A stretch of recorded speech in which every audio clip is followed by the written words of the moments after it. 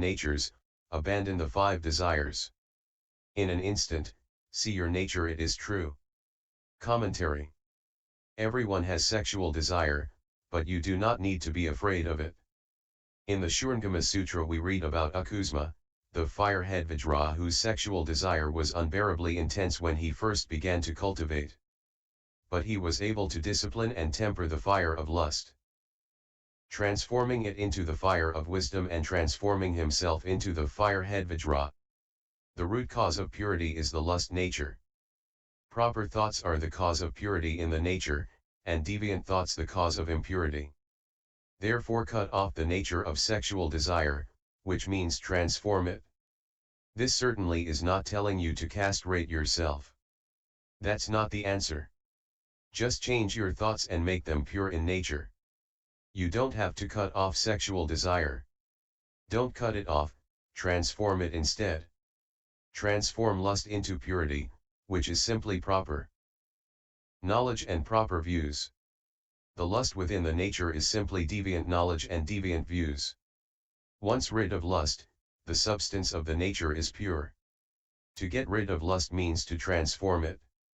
You don't have to throw it away, all you have to do is transform it. You don't have to throw it away, all you have to do is change your thoughts and direct them to the pure nature. That is the clear, pure, substance of the self-nature, the Dharma body. The 5 desires are for wealth, sex, fame, food, and sleep. They may also be explained as forms, sounds, smells, tastes, tangible objects, and objects of the mind. In general, stay far away from them, do not have deviant thoughts within your self-nature. Cultivate proper knowledge and proper views, and abandon the 5 desires. Once you leave the 5 desires, you can see the nature in an instant and obtain your own true suchness, wonderful nature. Sutra. If in this life you encounter the door of the sudden teaching, you will be suddenly enlightened to yourself, nature, and see the honored of the world.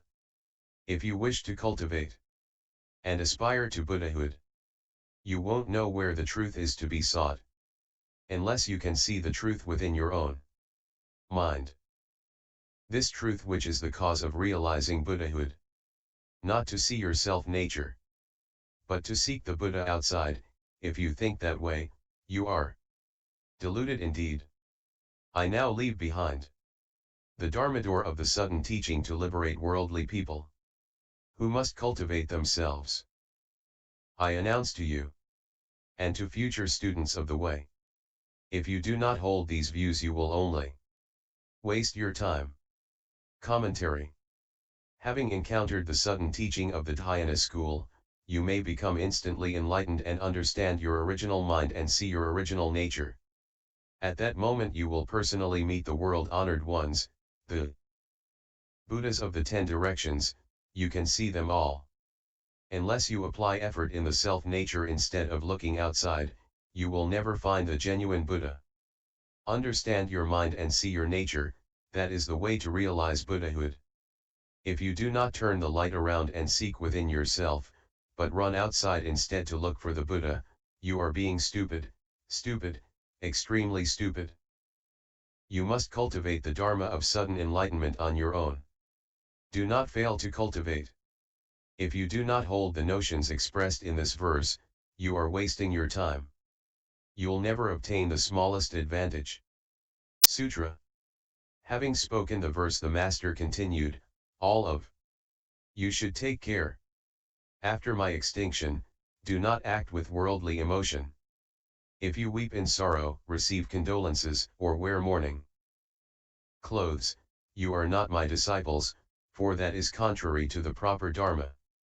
Simply recognize your own original mind and see your own original nature, which is neither moving nor still, neither produced nor extinguished, neither coming nor going, neither right nor wrong, neither dwelling nor departing. Commentary. The Master said, unlike common, vulgar, worldly folk, do not make an emotional display of your feelings. Don't behave like that. Don't weep tears like rain to irrigate the fields. My disciples have to obey me. If you do such things, not only are you not my disciples, but you are also contradicting the Buddha Dharma. Do not strike up false thinking. Don't fail to put it down. Don't fail to break through it. You must see through it, smash it, and put it all down. Then you can be free. If we are not supposed to mourn, then what should we do? The disciples wondered.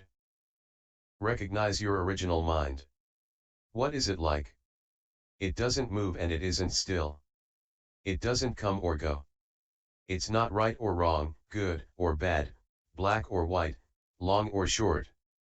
It doesn't stay and it doesn't leave. It's neither here nor there. Work to see the self-nature, understand your mind.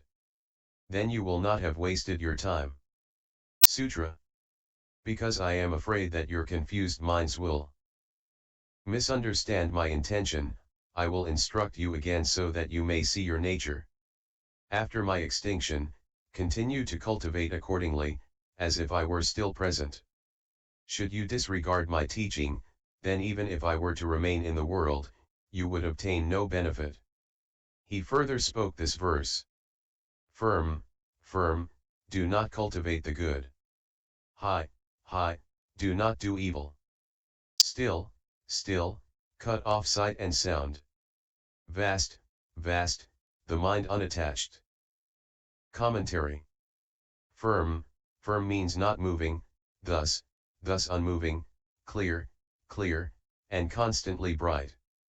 Do not cultivate the good, does not mean that you should not cultivate good. It just means that you should not be attached when you cultivate the good. Don't be like that greedy-minded ghost Emperor Wu of Liang who thought, look at all my merit. High, high, means happy and cheerful. Independent and content from morning to night. Do not do evil does not mean that you can think, I am not attached to doing evil, so it's no problem. Attached or not attached, you should not do evil. What is evil? Killing, stealing, and sexual misconduct. Of the 10,000 evils, licentiousness is the worst. Do not walk down this road of death. Do not walk this road. Do not do evil. Still, still, cut off sight and sound. This state is peaceful, comfortable, and happy. Still, still. Quiet, quiet, you cut off sight and sound by not producing deviant thoughts at the gates of the 6 sense organs. It is all right to have proper thoughts, but cut off the deviant ones.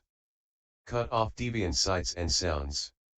For example, if people are speaking improperly, don't listen.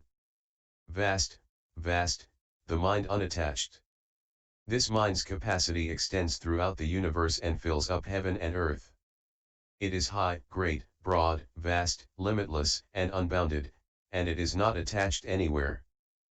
Sutra. After speaking this verse, the master sat upright until the 3rd watch, when suddenly he said to his disciples, I am going. In an instant he changed, and a rare fragrance filled the room. A white rainbow linked with the earth, and the trees in the wood turned white. The birds and the beasts cried out in sorrow. Commentary. The master sat meditating with his disciples until the middle of the night, at 12 o'clock, when he said, the time has come to go. See you all again. His energy was cut off and he no longer moved. He had entered nirvana. He changed means that he moved to a new house. Who moved? The flesh-body bodhisattva. The forest turned white because the white rainbow light shone on it. You could also say that the trees knew the master was dead and so they expressed their grief by wearing the white clothes of mourning. All the animals on the mountain cried uncontrollably. Grass and trees seemed to be without feelings, but they put on mourning clothes.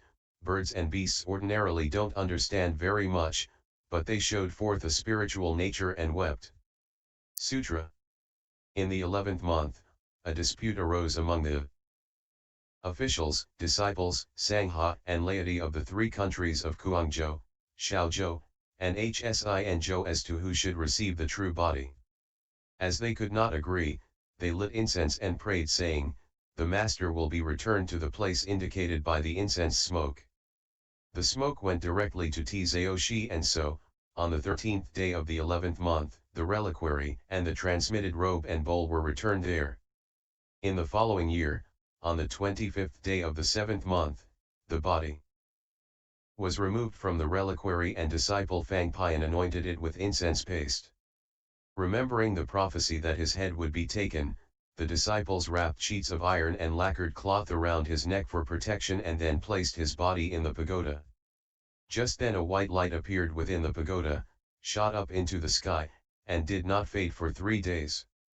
The magistrate of Shaozhou reported this to the emperor and received an imperial order to erect a stone tablet commemorating the master's conduct in the way. The master's springs and autumns were 76. The robe was transmitted to him when he was 24, and when he was 39 his hair was cut. For 37 years he spoke Dharma to benefit living beings. 43 men inherited his Dharma, and an uncountable number awoke to the way and overstepped the common lot. The robe of belief transmitted from Bodhidharma, the Mona robe and precious bowl conferred by Emperor Changtsung, as well as the lifelike image sculpted by Fangpian and other articles of the way, were entrusted to the attendant in charge of the stupa and were permanently retained at the Paolin Bodhimandala for the Bodhimanda's protection. The Platform Sutra has been transmitted to set forth the principles of our school, to glorify the Triple Jewel, and to benefit all living beings. Commentary. Those from Guangzhou wanted to take the body to Faxing Temple. The Sixth Patriarch had his head shaved here. He should return here now to receive offerings. The Hsinzhou people all said, the great master is a native of Hsinzhou. He should return there, and those of Shaozhou insisted that since the Patriarch had expounded his teaching there he should not be returned to that place. While the Patriarch was alive, they had never quarreled over him, for he had been most independent. But now the master had completed the stillness and everyone felt as if they personally had the right to remove his body and make offerings to it. Wasn't the Sixth Patriarch originally from Hsinzhou? And didn't the master himself say, falling leaves return to the root? But the Sixth Patriarch himself built Nanhua Temple, said those of Shaozhou. He really should return there. The Patriarch left home in Guangzhou.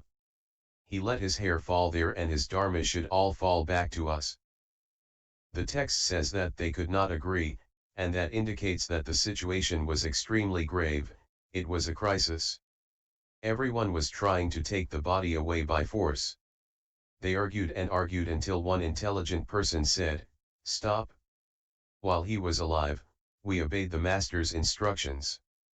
Now that he has died, we should still listen to him. Let's ask the master to decide. But he's already dead, they said. How can he tell us where he wants to go? The master has great spiritual powers, he said, and he knows all of our thoughts. It must displease him to see us here fighting over the right to make offerings to his body. Let's light some incense, and in whatever direction the smoke drifts, that is where the master wants to go. Then no one can argue about it. The smoke went straight to Nanhua Temple and there was nothing that the people from Guangzhou and Hsinzhou could say. The lectures are now complete and the sutra has been explained.